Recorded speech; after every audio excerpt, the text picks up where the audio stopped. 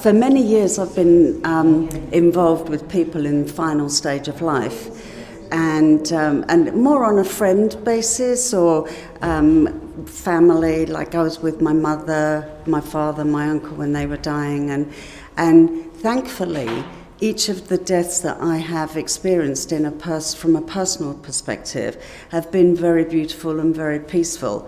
I was in Switzerland with a guy called Omid that we took to his assisted death, and it was the most beautiful and serene experience I think that I've ever had.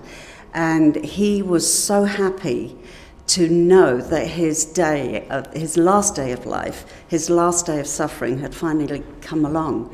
And I think this should certainly be a law, and more of us should be allowed to think in that way, that we can choose our moment of death.